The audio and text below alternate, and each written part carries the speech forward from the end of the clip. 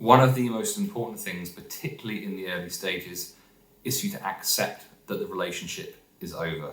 And this can be a really, really hard thing to do. And one thing that you're going to do this, you've probably even done it already, but the idea of begging someone or pleading or trying to convince them logically or something that the relationship shouldn't be over, you need to stop doing that as soon as you possibly can.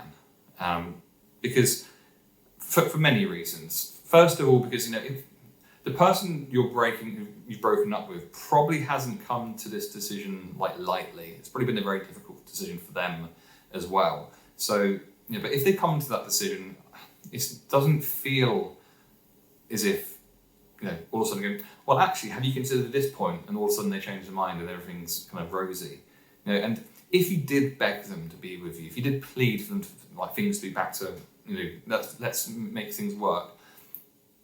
If that was the case and they just changed their mind, snap decision, is that a relationship you really want to be in? Where you feel like you've had to beg to be with someone. In a relationship, you should be on level things. It should not be like this or like this. It should be level. So if you've pleaded and begged to be with someone and they said, oh, all right then, you are going to be constantly trying to do everything you possibly can to not upset that person and make them as happy as they possibly can be, which is great, but this could well be at the detriment to your own personal needs. Because if you're in this level relationship, the other person should be doing just as much to you and for you. So by begging and pleading and saying, oh no, we shouldn't be over, you can create an even worse dynamic than the one you were in before. I'm not saying that you can't get back together or won't get back together, but accepting that it's over in the early stages is the best way forward, regardless of whether you end up staying apart or whether you get back together. It also shows you have self-worth, because there's not begging to be with someone. How much self-worth are you going to have if you are there on your knees pleading to be with another person? So accept that it's over, don't beg, don't plead, and as painful as it is, just say, this is the end of it. One of the ways in which you can help yourself with accepting that things are over is by starting to refer to your ex as my ex. So rather than say, and catch yourself, sometimes you say, oh, my partner, and you realise that you're not together anymore, is to say, oh, no, sorry, we're broken up, my ex. And to, in conversation, say, my ex. And just kind of drill into your brain that this isn't your partner anymore, this isn't your husband or your wife or your boyfriend or your girlfriend or whatever, it's your ex. So referring to them as my ex is a really powerful way to start the ball rolling in terms of getting acceptance going. Cut all but essential contact as soon as possible. In order to move on from a breakup and move on from the feelings you have for a person, that person needs to be in your life as little as possible. Breakups are rarely anything but traumatic. They're full of turmoil. They're a roller coaster. And any contact you have with your ex is going to it's very unlikely to smooth things over and make them feel better. If anything, it's just going to stir the pot and bring those emotions bubbling to the surface. This is why I strongly recommend cutting all contact, all but essential contact with your ex as soon as possible. So that means you talk about logistical things, you talk about financial things, you talk about legal things, you talk about childcare.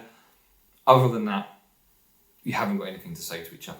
So you don't ask how their day is, you don't, tell them that you've seen something and it's reminded you of them. You don't do any of that. If it's not essential that you contact them, then you don't contact them. But you're not in control of how much they contact you. So if they are still contacting you, then you can not respond at all. You have no obligation to do so. Or you can just simply say, I prefer it if from now on we only speak about, and whatever it is, essential things, or you can say childcare or whatever the things are. So from now on, I prefer it if we only speak about this. And if they still try and talk about the things, you can just simply send the same message again, and then send the same message again if they try again, and keep sending that same stock answer, have it copy and pasted and ready, so that if they try to kind of bring contact back again, you say, I'd rather we just talk about this. I'd rather we just talk about this. Keep it going. And it will get boring for them eventually, because maybe they're trying to check up on you because they feel guilty about what they've done. Maybe they're trying to get back into your life. But what's important, no matter what happens in the future, is that you feel in a better place and a more steady place before anything like that happens. The harsh truth is that you do not owe them anything right now, and you need to concentrate on yourself before anything else. Unfollow them, unfriend them. This is kind of like the modern day nail in the coffin. Unfriending them on Facebook, changing your relationship status on Facebook to single, or just removing it entirely so it's hidden. Unfollowing on Instagram and any other social media, so that you just only contact them through a phone, so you don't see anything about what's going on in their life, and they don't see anything about what's going on in your life either. By doing this and taking the upper hand, it removes the temptation as well to be checking up and seeing what they're doing, because there isn't actually any benefit whatsoever for you to check up on what they're doing. Let's look at the two different possibilities. Option one, when you check on them, you see them out having a great time. Maybe you see them with someone else. Maybe you see them just smiling and happy, and then you're going to feel shit about yourself because you see how happy they are without you, and that's not going to feel great. Because let's be honest, they're only going to post really, really happy stuff. That's what's very, very likely to happen if they post anything at all. The other option is that you see that they're posting really sad stuff. Less likely, but they're posting really sad stuff. And then that's going to make you feel like there's still a chance for you, and they feel sad about things. And then that maybe you should get in contact with them to see if there is still a chance, and blah, blah, blah, blah, blah. Again, not going to be helpful. Or the third option, which I forgot about, is that they haven't posted anything at all, which leads you to thinking, why haven't they posted anything? What's going on with them? Which is going to make you feel shit. So, no advantage at all, no benefit whatsoever of checking up on them. So, unfriend, unfollow. The one argument against this is if you have children together and maybe you want to see the pictures that your ex posts, like what your children are doing, what they're up to. And I can understand that, very much understand that. However, long term, do you really want to be seeing the memories that your ex and your children are creating together, or is it better to be creating your own special moments with your children? Another thing you might do along the lines of this is to unfriend or unfollow the people who are closest to your ex, because if they've got a best friend who they always go on a night out with, and you're friends with them because you've been in a relationship for so long, and they are going to be posting pictures of them on the night out, or whatever it might be, then do you really want to be seeing that? Probably not. So you don't have to unfriend them, but I would strongly recommend unfollowing that person so you don't have that content come up, and because you don't want anything coming along and spoiling any progress, hitting any road bumps that you weren't expecting. So you can unfollow their friends as well, just to kind of protect yourself from that.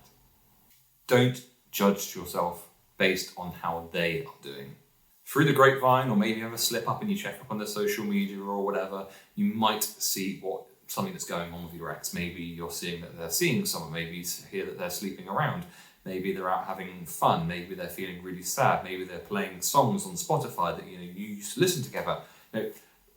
Whatever you see or hear about them, don't judge yourself based upon what they're doing. You have had a shared experience, but from entirely different perspectives. So, and as different people as well, you are going to respond differently. So anything that you see or hear about has no reflection and has nothing to do with you whatsoever. But this is not a competition about who can recover from the breakup quickest or anything like that. The only thing that's important in this situation is how well you are processing your feelings through this breakup. So no comparisons should be made whatsoever with what your ex is doing, what you're hearing about, or anything of that nature, because it's just going to make you feel worse, and you do not need to feel any worse right now. As mentioned previously, cutting out all social media, cutting those ties entirely, and removing kind of anything but essential contact is going to be of massive benefit in regards to this. Although it's sad to say, you do not need to know what's going on in their life. Avoid comparisons with new partners. At some point in the future, maybe instantly, maybe somewhere down the line, your ex is likely to be with someone else. And it's very, very natural for you to then instantly compare yourself to that person. Now, as hard as this may be, you need to not do that. Whilst it is completely natural, it's also completely unhelpful. You are going to be looking at this new partner through your own lens of insecurities. So if you're someone who worries about their body, then you're going to be focusing on this other person's body, for example, and say, well, there you go. They've got a great body. And then you're going to make yourself feel worse. Or let's say they haven't got a good body, and you look at your body and go, oh my God, I've got this body which I think is horrible, and their body is even worse than mine, so my body must be worse than theirs. And you're going to feel shit. More importantly, probably, is the fact that you've got no idea what is going on in your ex's head, what's going on in your ex's partner's new head, or anything about their relationship whatsoever. So anything you see or hear about or whatever could be complete bullshit. Or it could be the complete truth. But it doesn't actually matter. They're with someone new now, and that's their choice. That's who they've decided to be with. Why should it matter to you who your ex is with now? It's your ex's decision, not yours, and it has no bearing on you whatsoever. There is no comparison that you can make with an ex's new partner that's going to make yourself feel better.